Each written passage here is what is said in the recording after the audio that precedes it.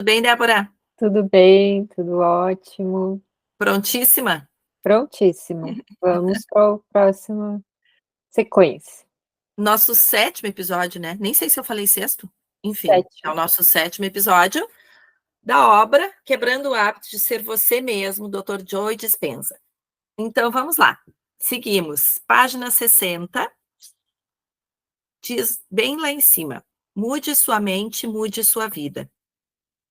No desenrolar desse capítulo, conduzi você da noção de que mente e matéria são totalmente separadas para o modelo quântico, que estabelece que elas são inseparáveis. Mente é matéria e matéria é mente. Assim, em todas aquelas ocasiões no passado em que você tentou mudar, talvez seu pensamento estivesse fundamentalmente limitado. Você provavelmente acreditava que eram sempre as circunstâncias externas que você precisava mudar. Se eu não tivesse tantos outros compromissos, poderia perder o excesso de peso e aí ficaria feliz. Todos nós fizemos alguma variação sobre o tema. Se isso, então aquilo, causa e efeito. E se você pudesse mudar sua mente, seus pensamentos, sentimentos e seu jeito de ser fora das fronteiras de tempo e espaço? E se você pudesse mudar à frente do tempo e ver os efeitos dessas mudanças internas em seu mundo externo? Você pode. O que mudou profunda e positivamente a minha vida e a vida de tantas outras pessoas é o entendimento de que mudar a mente e, portanto, ter novas experiências e obter novos insights é simplesmente uma questão de quebrar o hábito de ser você mesmo. Quando você supera seus sentimentos, quando entende que não está preso às correntes do seu passado, quando tem uma vida maior que o seu corpo, o seu ambiente e o tempo, tudo é possível. A inteligência universal que anima a existência de todas as coisas surpreenderá e encantará você. Ela não quer nada mais do que lhe dar acesso a tudo o que você deseja. Em resumo, quando você muda a sua mente, você muda a sua vida. E uma criança os guiará. Antes de continuarmos, gostaria de compartilhar uma história que ilustra o quanto estar em contato com a inteligência superior pode ser efetivo e poderoso para tornar a mudança uma parte de sua vida. Meus filhos, hoje jovens adultos, usaram um método de meditação semelhante ao processo que descreverei na parte 3 deste livro.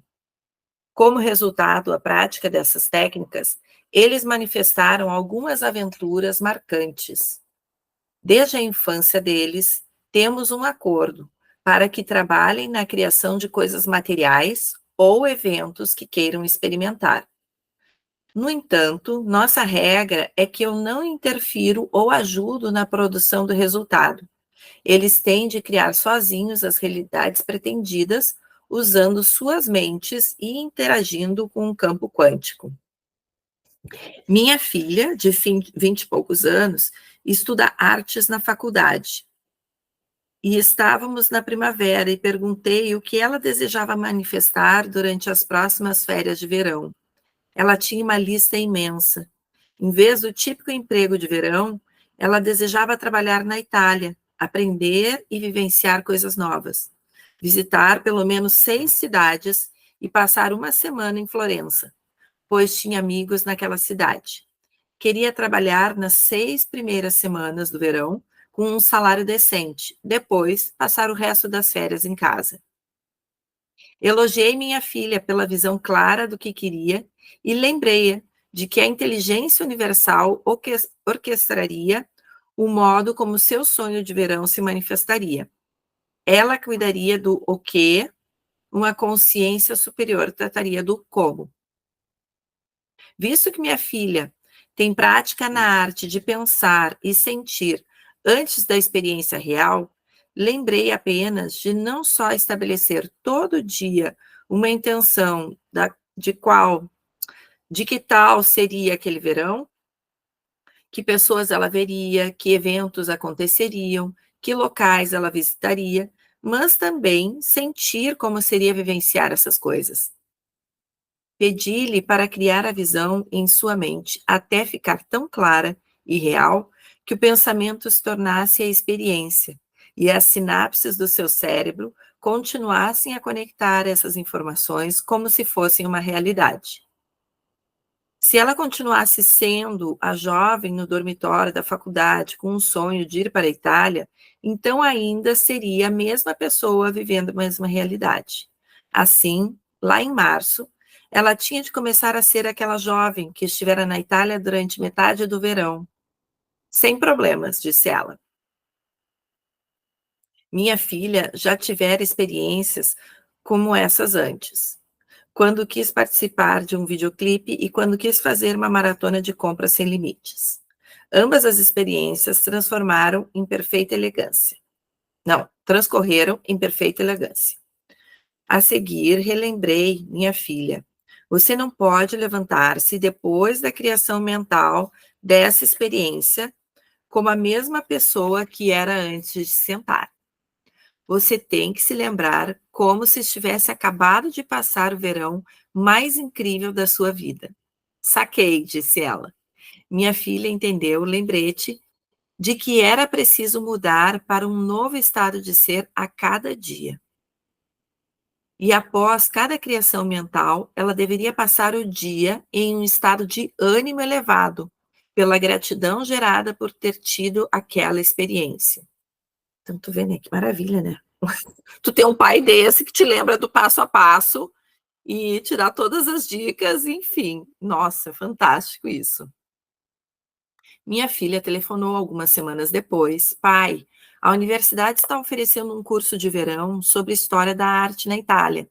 Posso baixar o custo do programa e todas as despesas de 7.000 para 4.000. Você pode ajudar?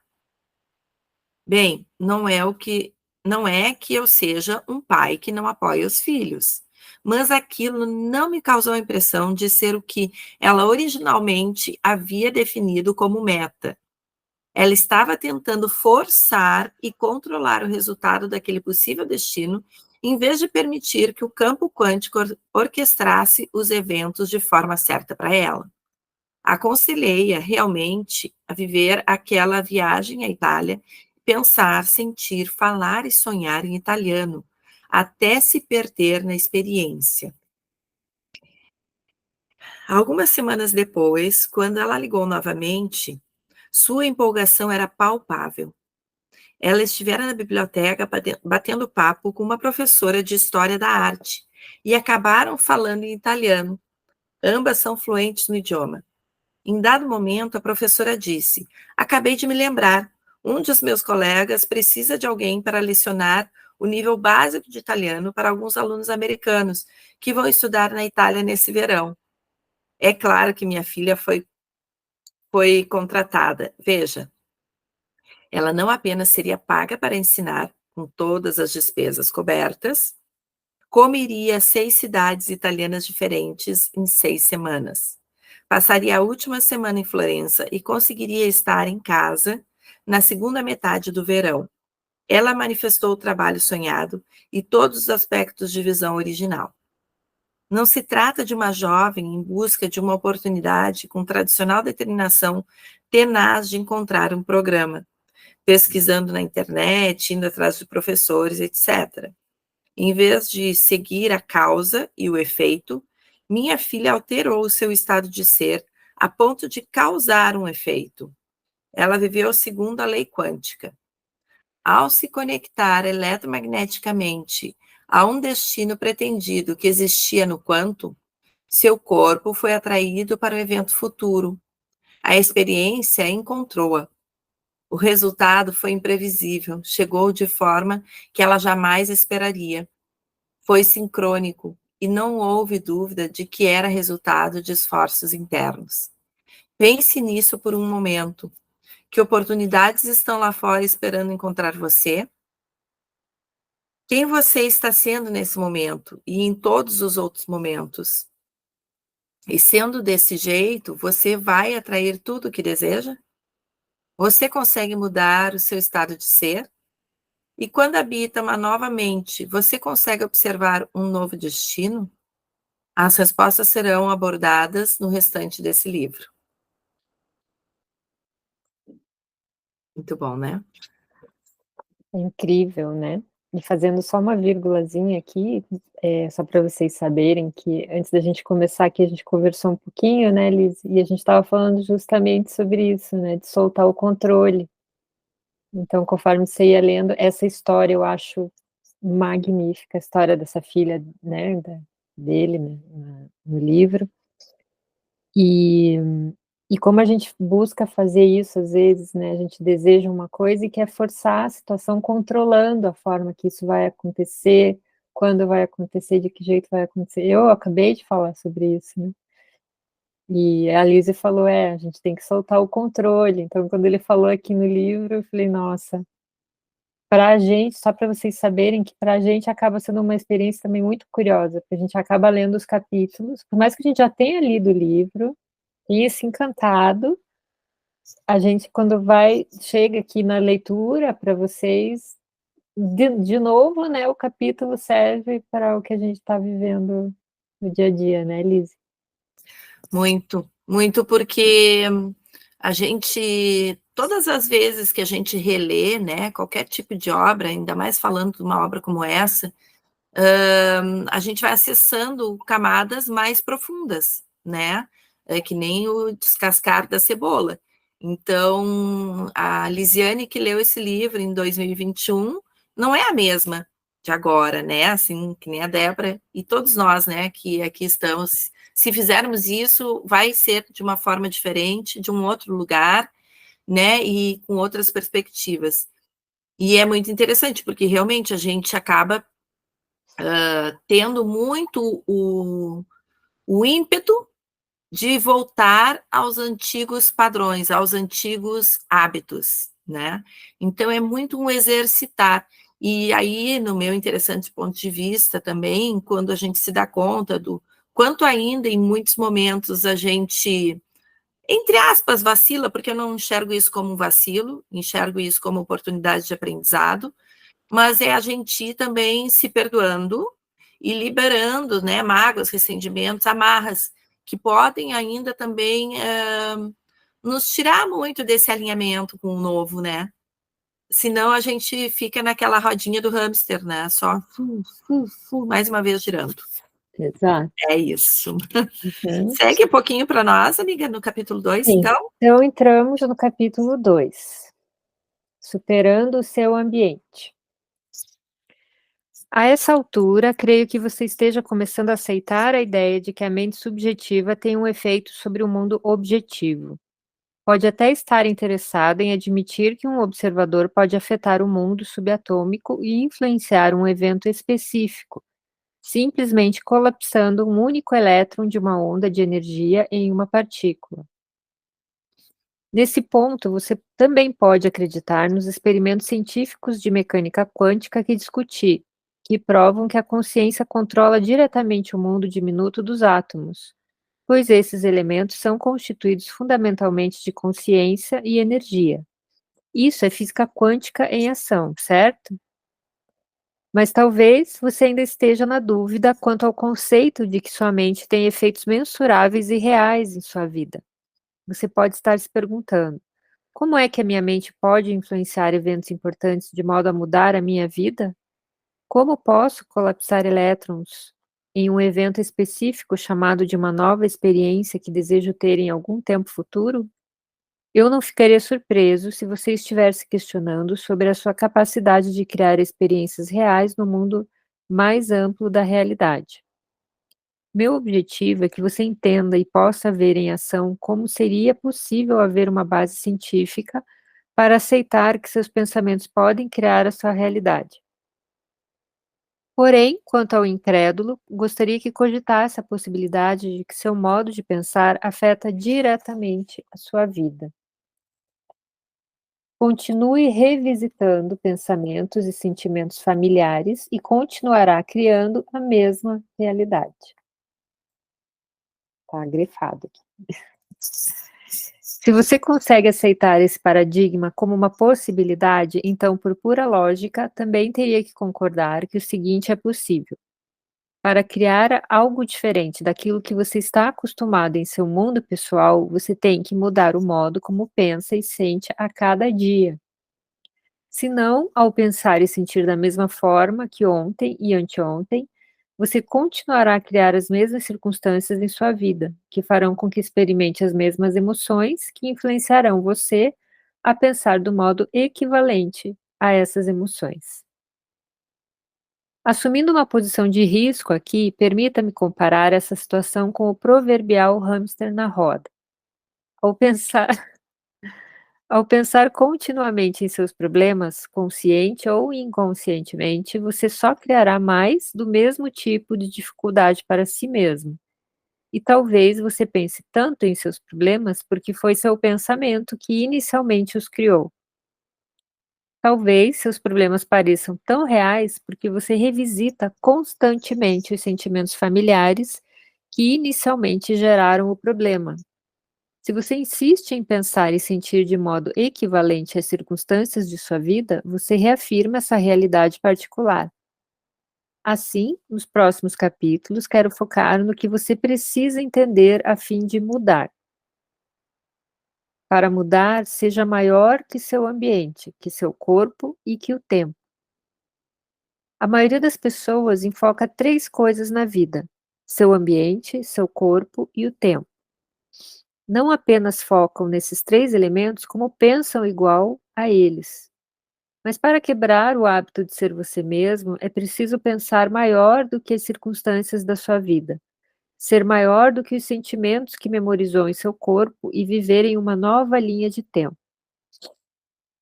Se você quer mudar, deve ter um eu idealizado em seus pensamentos, um modelo que possa emular, que seja diferente do e melhor que o eu, que existe hoje em seu ambiente, corpo e tempo particulares. Todo grande personagem da história soube como fazer isso, e você pode alcançar a grandeza em sua vida uma vez que domine os conceitos e técnicas que vêm a seguir. Nesse capítulo, enfocaremos como você pode superar o seu ambiente e preparar o terreno para os dois capítulos seguintes, nos quais discutiremos como superar o seu corpo e o tempo. Maravilha. Vamos mais um trechinho? O último, então. Nossas memórias compõem nosso ambiente interno. Antes de começarmos a falar sobre como é possível quebrar o hábito de ser você mesmo, quero apelar ao seu bom senso por um momento. Como teve início o hábito de pensar e sentir da mesma forma repetidamente? Só posso responder essa pergunta falando do cérebro, o ponto de partida de nossos pensamentos e sentimentos. A atual teoria neurocientífica diz que o cérebro é organizado para refletir tudo o que sabemos em nosso ambiente. Toda a informação a que fomos expostos ao longo da vida, na forma de conhecimento e experiências, é armazenada nas conexões sinápticas do cérebro. Os relacionamentos com as pessoas que conhecemos, a variedade de coisas que possuímos e com que estamos familiarizados, os lugares que visitamos e em que vivemos em tempos diferentes da nossa vida, além da miríade de experiências que tivemos ao longo dos anos, estão todos configurados nas estruturas do cérebro. Até o vasto conjunto de ações e comportamentos que memorizamos e repetidamente desempenhamos durante a vida estão gravados nas intrincadas dobras da nossa massa cinzenta. Portanto, todas as nossas experiências pessoais, com pessoas e coisas em tempo e lugares específicos, estão literalmente refletidas nas redes de neurônios, células nervosas, que compõem nosso cérebro. Como chamamos coletivamente todas essas memórias de pessoas e coisas que experimentamos em tempos e lugares diferentes de nossa vida, de ambiente externo. Na maior parte, o nosso cérebro é igual ao nosso ambiente, um registro de nosso passado pessoal, um reflexo da vida que tivemos. Durante as horas de vigília, enquanto interagimos rotineiramente com os diversos estímulos do nosso mundo, nosso ambiente externo ativa vários circuitos cerebrais. Como consequência dessa resposta, quase que automática, começamos a pensar e reagir igual ao nosso ambiente. À medida que o ambiente nos faz pensar, redes familiares e células nervosas disparam aquelas experiências prévias refletidas, já conectadas no cérebro. Em essência, pensamos automaticamente, de maneiras familiares derivadas de memórias passadas. Se os seus pensamentos determinam sua realidade e você continua a ter os mesmos pensamentos, que são um produto do reflexo do ambiente, você continuará a produzir a mesma realidade dia após dia. Assim, seus pensamentos e sentimentos internos correspondem exatamente à sua vida externa, pois a sua realidade exterior, com todos os seus problemas, condições e circunstâncias, que influencia como você pensa e sente em sua realidade interior. Sensacional! Eu acho que nós podemos encerrar esse episódio por aqui. Tem bastante coisa para poder refletir e, às vezes, até reler ou ouvir novamente. Eu convido vocês, faço sempre esse convite, sabe? Porque reflitam também sobre todos os processos que vocês estão passando, porque é muito isso, a energia, ela nos conecta, né? Quem está aqui agora está por algum motivo, não apenas por curiosidade. Se ainda acredita que esteja por curiosidade pura, simples, né? De ver e analisar o que está sendo feito e dito aqui, lembre que você pode estar perdendo uma oportunidade de refletir aquilo que você está vivenciando, já, né? Então, aproveite. Nada é ao acaso, né? Tudo é energia. Então, o convite é esse. E tenho mais um convite, que é para que você, se ainda não segue esse canal, então segue, compartilha, curte esse vídeo, envia para aquelas pessoas que tu tens certeza que gostariam muito de ouvir isso, né? Toda essa história e todo esse livro. E somos muito gratas, né, Débora, por essa oportunidade que nós mesmas, assim, cocriamos e aceitamos, né, de estar aqui juntas, e nos encontramos no próximo episódio. Isso mesmo. Combinado? Até Então o é isso. próximo, então, né? Até o próximo. Deixa aqui também teus comentários, tua análise, tuas dúvidas, que a gente vai chegar sim, tá? E vai responder e entra em contato com vocês. Um grande beijo e até mais. Tchau, tchau. Tchau, tchau.